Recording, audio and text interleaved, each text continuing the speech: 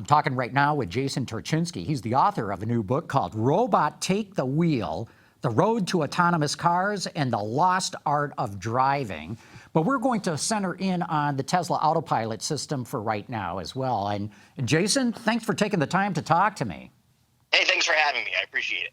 You know, I've tried to use the Autopilot system, and it was not intuitive to me. You know, I test drive probably 100 different cars a year. I try all different kinds of systems. This one really befuddled me, primarily because it's been sold as an autonomous system, coming right down to the name of it, Autopilot. But as you know, it's not an autonomous system. Why don't you pick it up from there?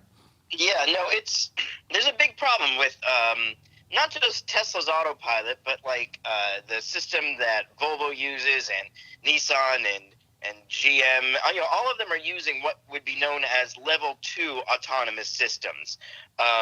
Level 2 autonomy means that's where we are now. They are not fully autonomous. And even though the name Autopilot certainly suggests it, and on Tesla's website they talk about having fully self-driving technology, that's pretty deceptive stuff, because really Autopilot and all the level 2 systems require you as the driver, even when the system is on and running perfectly, you have to be ready to take over at a moment's notice. So there's any number of reasons why that system could decide it doesn't feel comfortable driving anymore, it's getting bad sensor data, it's confused about something, and it can cut off immediately and you have to take over, which means if you're using these level 2 autonomous systems, semi-autonomous systems, then that means that you never really should be entirely relaxed. Your hands basically have to be, in the Tesla system, on the wheel. So it actually detects, you know, the weight of your hand on the wheel and gives you warnings if you take your hand off. GM system uses a camera watching your face to make sure you're watching the road. You're basically paying attention and to the level you would as though you were driving, but you're actually not really driving because the car is doing about 80% of the work for you, which is why all of these systems are doomed. They're all a terrible idea, because not because of technology, but because of who we are as humans. If you have something that you've grown to trust and it's doing 80% of the work, you are not going to remain ever vigilant and ready to take over a moment's notice, which is why we're seeing people watching movies, reading, or in many cases just sleeping behind the wheel of a Tesla on autopilot. So really, it's not a technology problem, it's a human interface problem. Yeah, it's a human behavior problem, even more so. I mean, there are interface issues, and there are, like, you know, the fact you have to keep your hands on the wheel. There's several companies that have been making things, like there's this thing called an Autopilot Buddy that like hangs on the wheel and puts a little bit of weight on it to basically fool a Tesla into thinking that it's, you know, you've got your hand on the wheel. Some people have found if you shove an orange into the steering wheel, that works too. But the point is, it doesn't really matter, because the way humans' brains work, the way our brains work, we're just not set up to do this kind of thing where we are required to both give up control and maintain control readiness at the same time.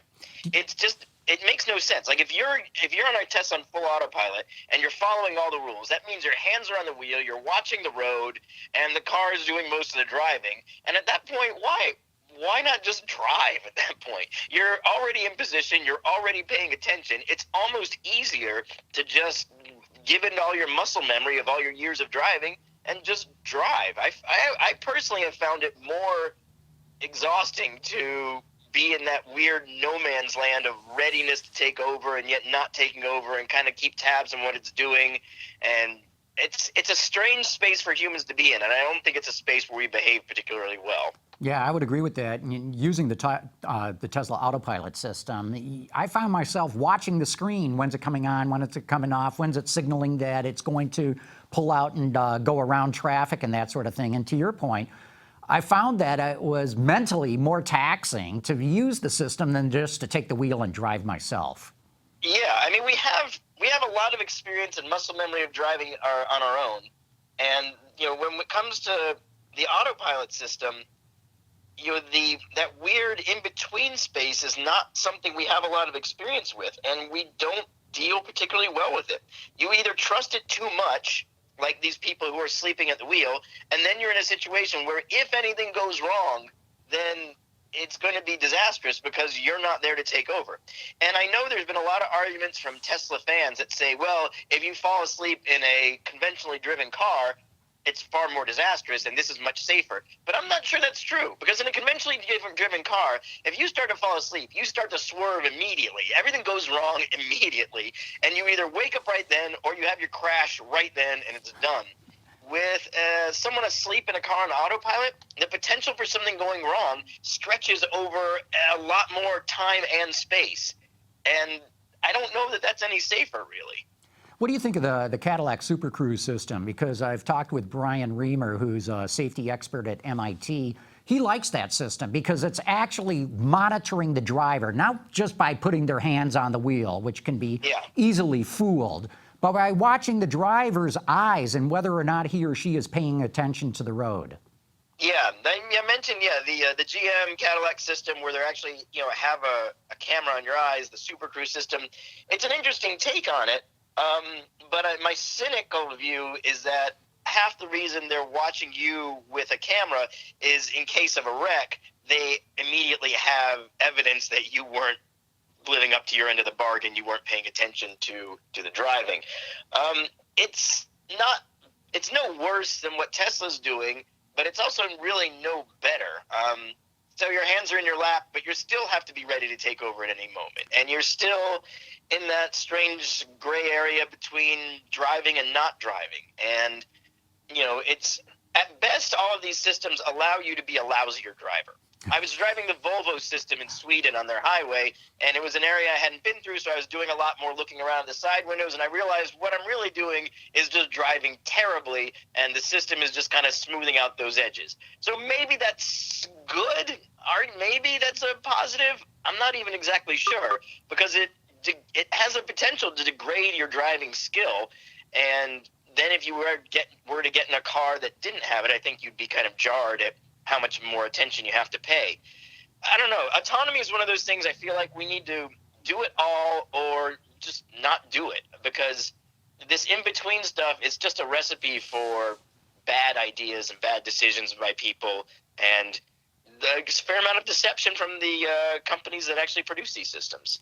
Yeah, well, look, this is exactly why companies like Waymo and Ford said they're going to skip level 2 and 3 and go right to 4 and 5 because they're scared to death of this handoff that the driver may have to take over in an emergency situation. Yeah, and it's not a realistic thing to ask a driver to do. If you're in a vehicle traveling at 80 miles an hour and every input you have says everything's fine, don't worry about it, and then someone says immediately you got to take over or we're going to crash, how many people are going to react really all that well to that? Yeah. I mean, if it requires an instant decision, you're either hyper ready, like you would be if you were driving, or you're in a few seconds of panic before you realize what the hell's going on. It's just not something that we're well suited to do. And that's the fundamental problem with level 2.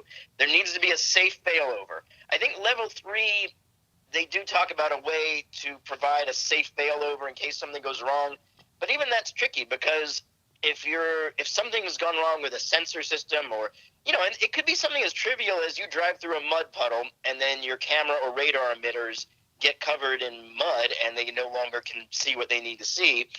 It could be something as simple as that, where then it's no longer got the input it needs. So is it then going to figure out how to get off the road even in its compromised state? I don't know. It could be something as simple as we need more hardware.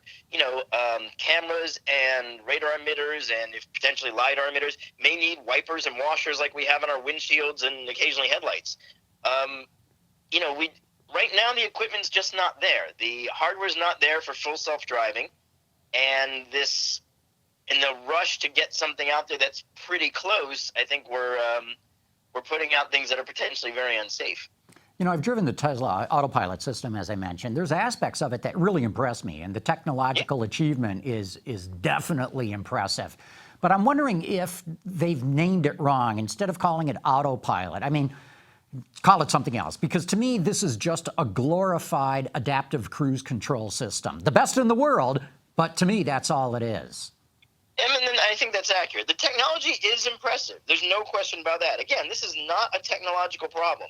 The technology is impressive. It generally does what it needs to do, but it's marketed in a way that's confusing at best.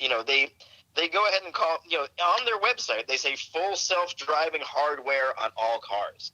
To an average person who's looking to buy a car, that sounds like exactly what it says. Full self-driving means the car drives itself, but it doesn't really. It drives itself in very specific situations with the caveat that at any moment it could stop driving itself. If you got in a car with someone who you knew was a decent driver and they're fine, but you knew also at any moment they may just pass out, if they had narcolepsy or something, and they might just stop doing whatever they're doing, you would have reservations about driving with that person. This really isn't any different. Yeah. Jason, thanks for your time. Hey, the book, is it out yet? Yes, it's out. You can buy it on Amazon. It's called Robot Take the Wheel, The Road to Autonomous Cars and Lost Art of Driving. You can buy it from your independent bookstore, I guess, ideally, but feel free to go on Amazon and buy it as well. And it's there, and I think there's an audiobook out now, too. Jason Torchinsky, thanks so much for your time today. Thanks for having me.